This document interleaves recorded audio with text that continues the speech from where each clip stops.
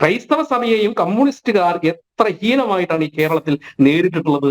നിങ്ങൾ നോക്കൂ, ആദ്യമായിട്ട് കേരളത്തിന്റെ ചരിത്രത്തിൽ ഒരു ബിഷപ്പിനെ നികൃഷ്ട ജീവി എന്ന് വിളിച്ചതാരാ? BJP കാരനാണോ? RSS കാരനാണോ? സംഘപരിവാരകാരനാണോ? ആരുമില്ലല്ലോ. വിളിച്ചതാരെ? പിണറായി വിജയൻ, കേരളത്തിന്റെ ആദരണീയനായിട്ടുള്ള മുഖ്യമന്ത്രി അല്ലേ നികൃഷ്ട ജീവി എന്ന് വിളിച്ചത്? വിളിക്കാനുള്ള കാരണം എന്താ? മത്തായി ചാക്കോയുടെ അന്ത്യകൂദാശയുമായി ബന്ധപ്പെട്ട വിഷയത്തിൽ ഒരു ബിഷപ്പിന്, ആദരണീയനായ ബിഷപ്പിനെ വിളിക്കുന്നു നികൃഷ്ട ജീവി. ഒരു തവണയല്ല, 2 തവണയല്ല, പല തവണ ആവർത്തിച്ചു. വാക്ക് മാറ്റിയോ? ഇല്ല. പാലാ ബിഷപ്പ് ലവ് ജിഹാദും നാർക്കോട്ടിക് ജിഹാദും ഉണ്ടെന്ന് പറഞ്ഞപ്പോ നമുക്കറിയാലോ, ഇത് രണ്ടും കേരളത്തിൽ കണ്ട സത്യമാണ്, ലോകം കണ്ട സത്യമാണ്. നിമിഷ ഫാത്തിമയുടെ ഒക്കെ കാര്യങ്ങൾ നമുക്കറിയാം. അത് പറഞ്ഞിട്ട് ക്രൈസ്തവരെ ഉദ്ബോധിപ്പിക്കുമ്പോൾ, അദ്ദേഹം നടത്തിയത് ക്രൈസ്തവ പള്ളിയിൽ ക്രൈസ്തവരായിട്ട് ആളുകൾ ഉദ്ബോധിപ്പിക്കുമ്പോൾ, അത് പറഞ്ഞതിന്റെ പേരിൽ മതഭീകരവാദികൾക്ക് ഈ പാലാ ബിഷപ്പിന് ഇട്ടുകൊടുത്തുകൊണ്ട് ഇവിടെ കേരളത്തിൽ വർഗീയ ധ്രുവീകരണത്തിന് ശ്രമിച്ചതാരാ? CPM-കാരനെ. അപ്പൊ CPM-കാരന്റെ കപട ക്രൈസ്തവ സ്നേഹം ഇവിടുത്തെ ക്രൈസ്തവ സമൂഹം തിരിച്ചറിഞ്ഞു തുടങ്ങിയിട്ടുണ്ട്.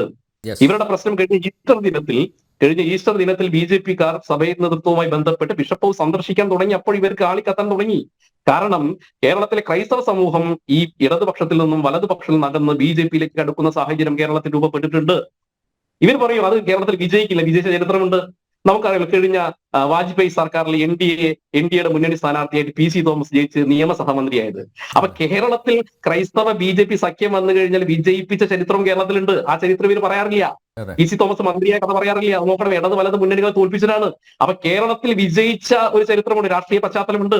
ആ രാഷ്ട്രീയ പശ്ചാത്തലം തൃശൂർ മുതൽ അങ്ങോട്ട് തിരുവനന്തപുരം വരെ ക്രൈസ്തവ ഹൈന്ദവ ധ്രുവീകരണം നടന്നു കഴിഞ്ഞാൽ, അല്ലെങ്കിൽ ഭാരതീയ ജനതാ പാർട്ടിയുമായി ക്രൈസ്തവ സമൂഹം ചേർന്ന് കഴിഞ്ഞാൽ BJP-ക്ക് ഉണ്ടാവുന്ന വലിയ നേട്ടങ്ങളെ കുറിച്ചുള്ള ഉത്കണ്ഠയും ആശങ്കയുമാണ് ഇവർ.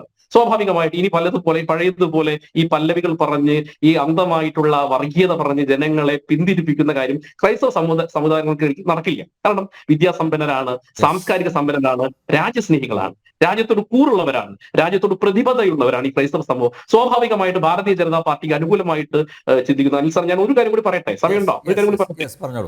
ഞാൻ ഒന്ന്, ഈ ഇന്ത്യയിൽ ഏറ്റവും കൂടുതൽ ക്രൈസ്തവ MLA-മാരുള്ള പാർട്ടി ഏതാ?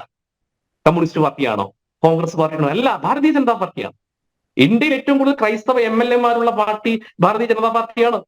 ഈ കേരളത്തിന്റെ സംഭാവനയായിട്ട് ഒരു മന്ത്രി വന്ന സമയത്ത് ഇവിടുന്ന് ഒരു ഹിന്ദു മന്ത്രിയല്ലല്ലോ ഉണ്ടായത് മന്ത്രിയല്ലല്ലോ, അൽഫോൺസ് കണ്ണന്താനമല്ലേ മന്ത്രിയായത്? നമുക്കറിയാലോ അൽഫോൺസ് കണ്ണന്താനം മന്ത്രിയായത്. അപ്പൊ ക്രൈസ്തവരുടെ ഈ രാജ്യത്തിന്റെ രാഷ്ട്ര നിർമ്മാണത്തിൽ പങ്കാളികളാക്കാൻ വേണ്ടി ശ്രമിക്കുന്ന പ്രസ്ഥാനമാണ് BJP.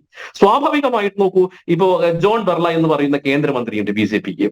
അപ്പൊ എല്ലാ അർത്ഥത്തിലും ഇപ്പൊ ഗോവ പോലുള്ള ക്രൈസ്തവ ഭൂരിപക്ഷ പ്രദേശങ്ങളിൽ BJP-യുടെ MLA-മാരുടെ, ക്രൈസ്തവ MLA-മാരുടെ എണ്ണം 12.